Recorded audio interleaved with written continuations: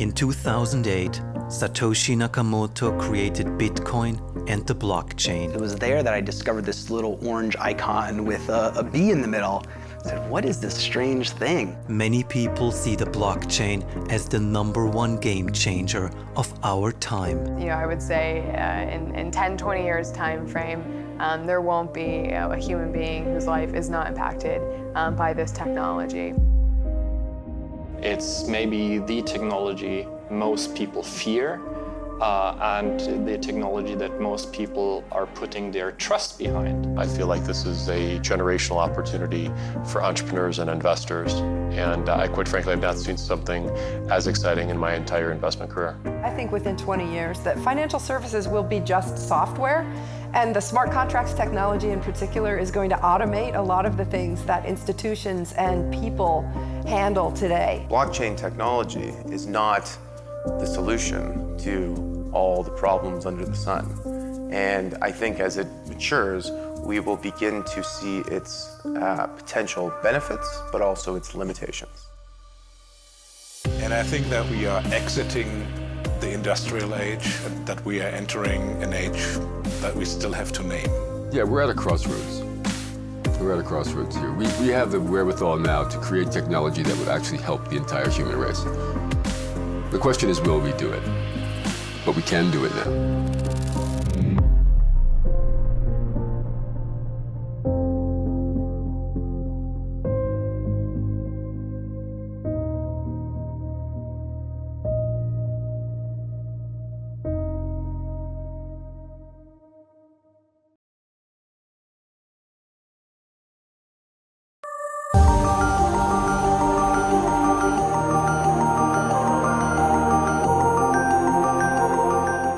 What is up, good people? JUDE here. Hope you're having a great day. As you can see, haircuts are still highly illegal here in California, but hopefully someday soon that changes. As always, please like, please subscribe. The revolution will be televised right here on JUDE.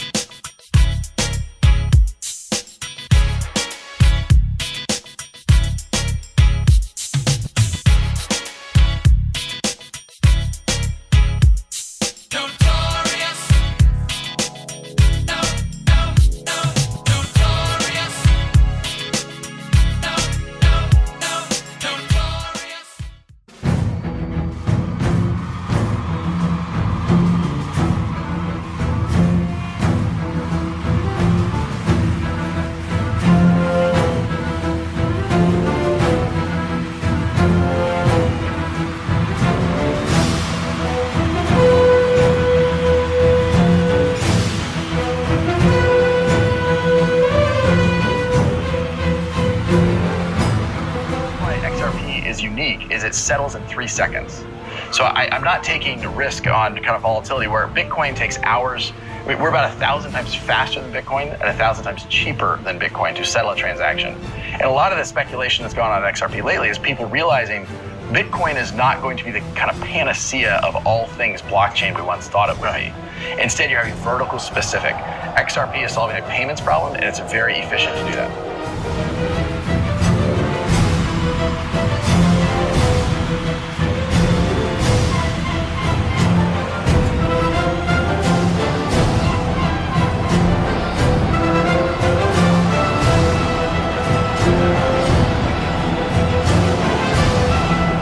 Bitcoin, when you look at currency like gold and the size of gold, Bitcoin, the cap of that is 2 billion.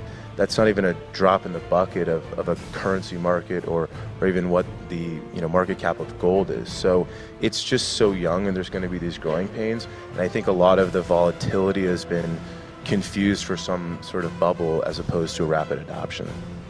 One other thing to add is, again, as the math-based currency movement, as a payment system, you don't really have to even think about these new currencies. So the new currencies, Ripple, Bitcoin, are very interesting, but it's kind of a whole separate thing from the payment movement that this represents. So you can use these systems with dollars, euro, renminbi, whatever you want, Zynga dollars, Amazon coins. They're moving in a direction where they're flexible enough to be able to be used with your preferred currency, which should really increase adoption, right? So a merchant doesn't have to think about the currency risk of Bitcoin or Ripple. They can just simply use them as payment rails in whatever currency they want to accept. That's a really important point, that there are two things going on here, currency and payment system.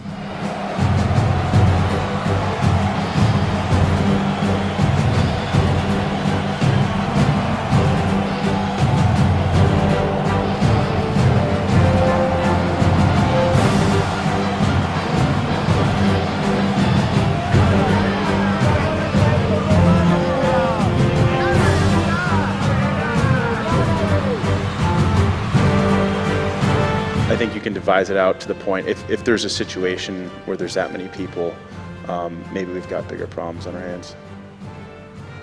And the decimal point can actually be moved by consensus of all the servers running the protocol. So I think it's kind of irrelevant.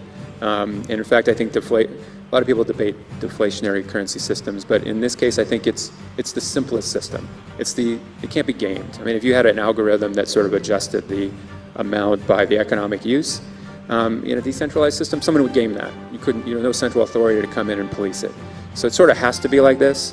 And in fact, we think it's an advantage because it's actually an incentive to overcome the inertia of using other systems, right? It's actually good for asset holders. So I think it works.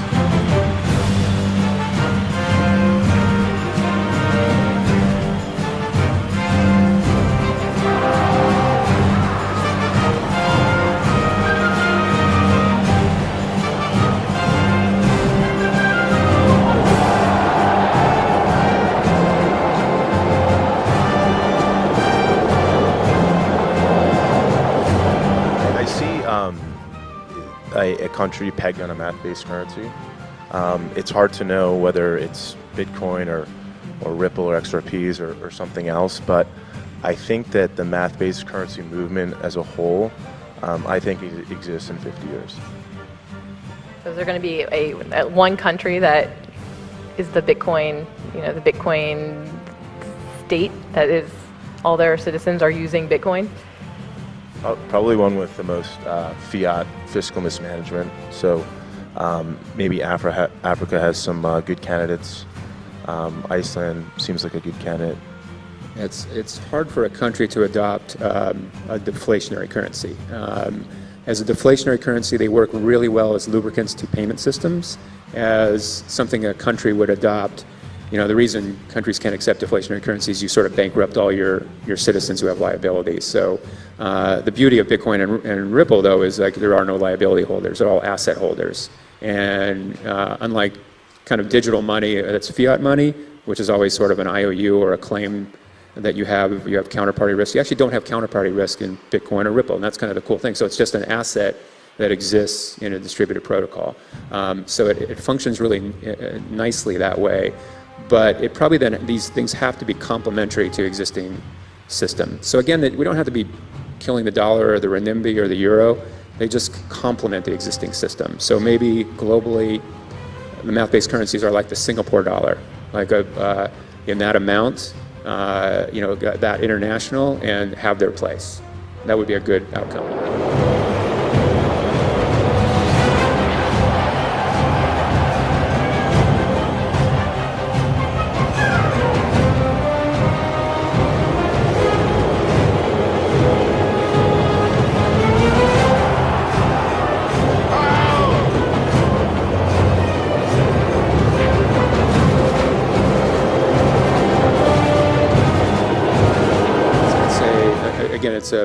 It's an overall movement, the math-based currency movement, not necessarily a Bitcoin movement or a Ripple movement.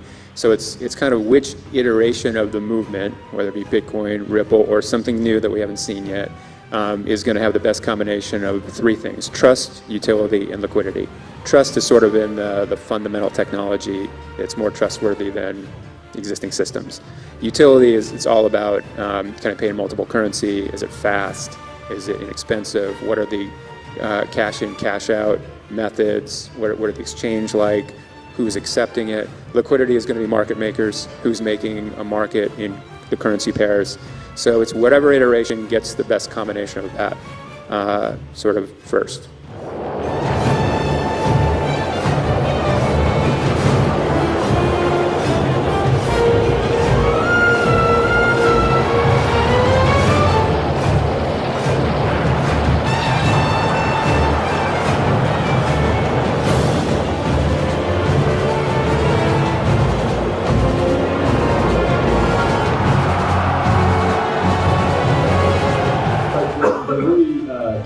Huge opportunities. One is remittances. Cross-border transactions is a huge opportunity for Bitcoin, the Bitcoin protocol in general. And so we're looking towards seeing what's going to take down Western Union. That's sort of a big thing. That's a $450 billion a year market.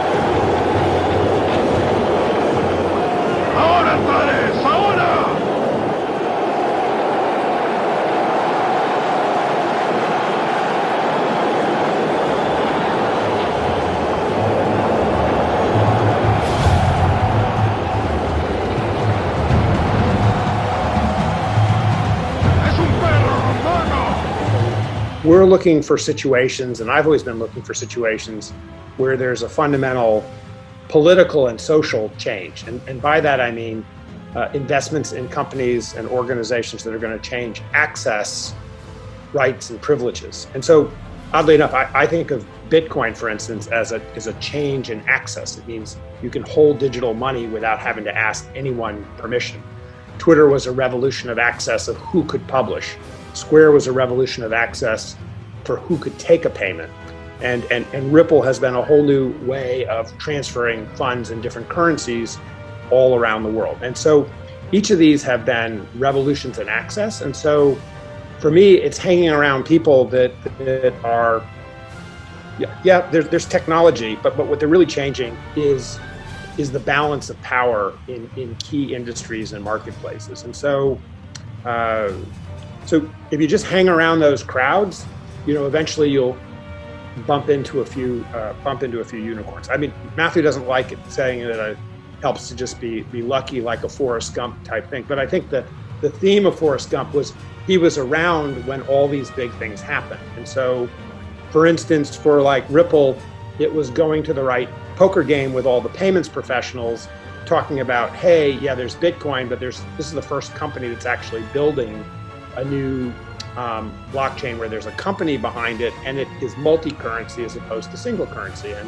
And I was like, well, I don't know that much about that, but that's the kind of thing where you want to like go and see Chris Larson, and it doesn't matter whether you're going to be sweeping the floor. I convinced them that they needed someone to look after compliance and risk. So that's how I got in. So I'm not really the founder of any of these. I just kind of get in and hang around early and basically learn as I go. And so I'm not a co-founder of Twitter. Jack was living with me. I made sure there was milk in the fridge, and I did put money in, and I did work there some, but it's more about attaching yourself to people that they're out to I often say they're out to do good, but they end up doing well. And that's been the key for me. I learn about technology as I go, but my premise is that the biggest revolution in each of the companies, and it's the same with like an Uber or an Airbnb, is they're revolutionizing access. Oftentimes, they're flattening the levels of vertical complexity in industries. And yes, there is a technology involved, but neither what happened at Uber was not that technologically innovative. It was the way that they innovated in the marketplace. And those are the opportunities I'm just looking to go to lunch with the people that are doing those things.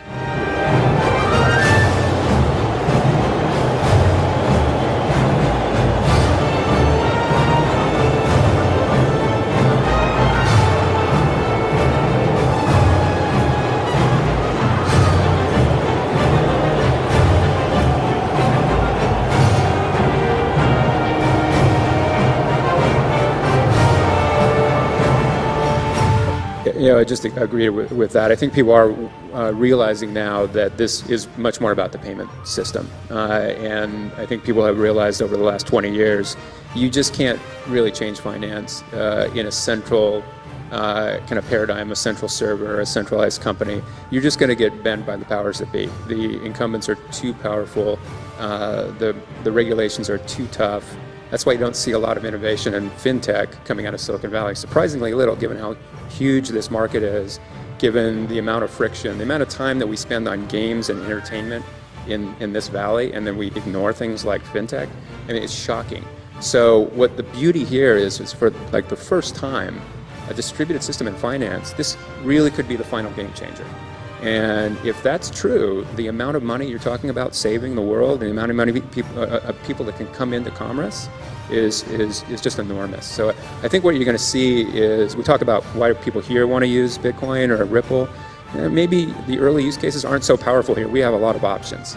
But people in Africa and India and China who are left out of the marketplace, that's where you're going to see, I think, the big use. And you may not even see it in like the word Bitcoin or Ripple. You're just going to see a lot of developers building on top of these rails. It might be totally invisible. You just know that it will suddenly be available.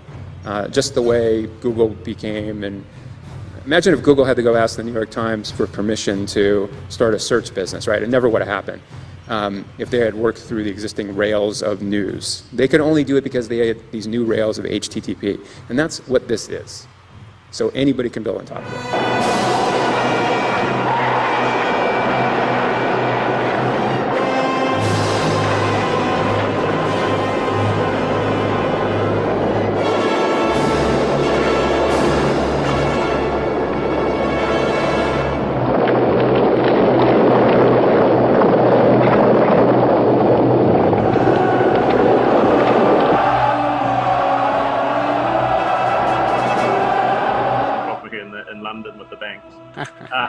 Martin, your views on the future of banking?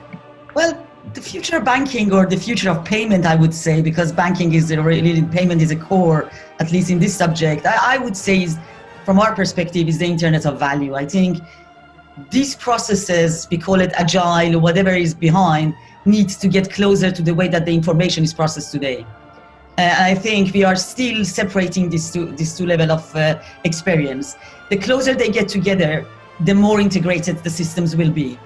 And I think now, really putting my Ripple hat, I would say the digital assets are a new instrument, and they bring a series of value in terms of one of the, at least in the really cross-border space, one of the elements that it is very heavily impacting the cost, which is the liquidity management.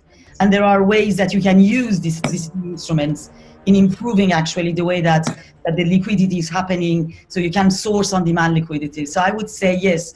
And to be honest, I think in the next 5 years, with the way that now regulators are looking at the blockchain or more, let's say, digital assets, I think that probably out of 20 top banks in the world, 10 will hold or trade digital assets in the next coming years, next 5 years.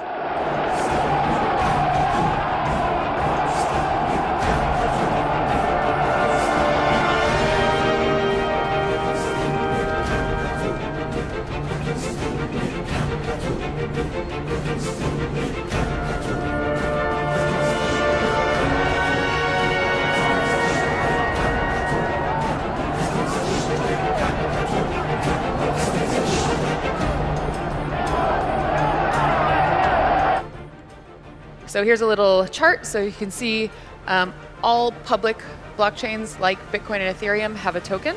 And so there's nothing in that bottom category because there are no public chains that do not have a token.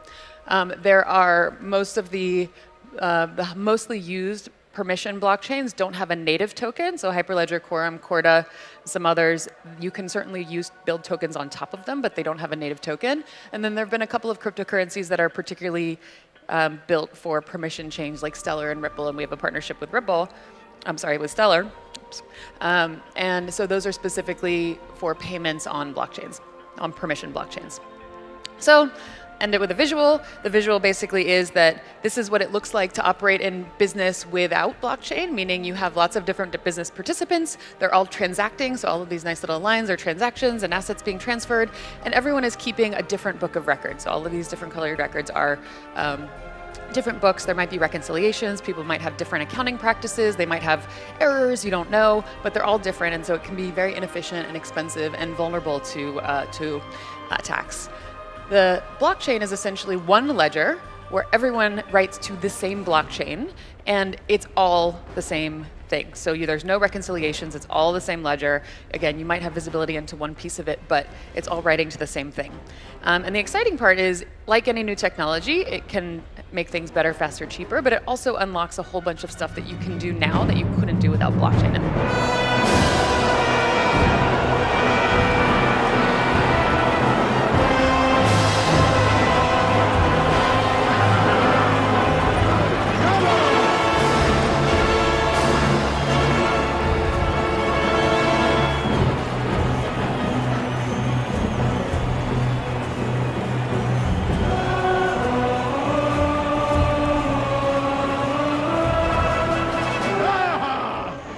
Japanese financial giant SBI has announced a partnership with Ripple aimed at making XRP the king of cryptocurrencies.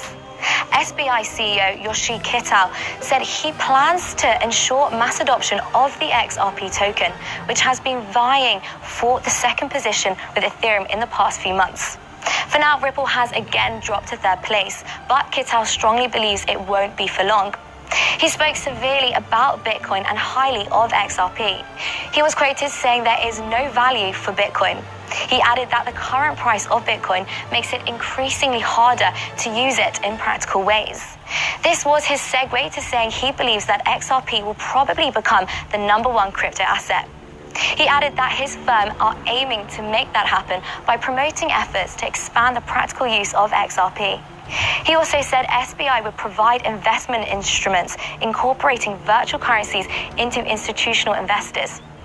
Next month, SBI and Ripple are expected to launch their cryptocurrency exchange VC Trade, which, according to 𝗕হি𝗸, would bring about 23 million new users to the world of crypto. SBI is also working with Ripple's global payment system, which is competing intensely with SWIFT. So for now, the blockchain firm seems well on its way to a potentially bullish end of the year.